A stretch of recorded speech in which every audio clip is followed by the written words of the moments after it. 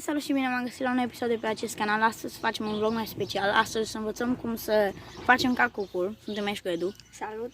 Și da, nu uitați să dați un like, să vă abonați și să lăsați în comentarii dacă mai vreți episoade. Și da, hai să trecem la treabă. Edu o să ne arate cum să facem cacucul, că nici eu nu știu și poate o să învăț și eu de la el. Și da, să începem. Salut! Deci, eu vă voi arăta cum să țineți mâinile. Sunt murdar pentru că am pus mâna pe țeapă asta. Așa, deci, puneți mâna dreaptă pe palma stângă. Așa, felul acesta. Da, perpendicular. Așa, degetul să iasă puțin mai scos, să zic așa, nu chiar așa de mult, dar cam așa. Un centimetru jumate, cam așa, un centimetru.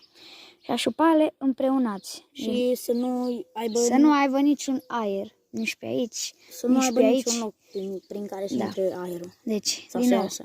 vă arăt.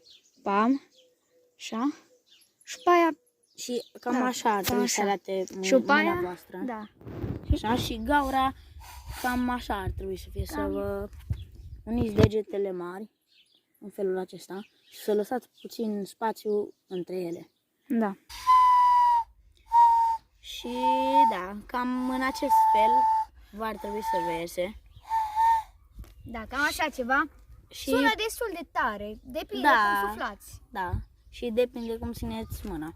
Poate vouă o să vă iasă mai bine, da, exact, vă iasă. Dar ceva de genul ar trebui să vă iasă și vouă. Nu tot timpul iasă, pentru că nu e.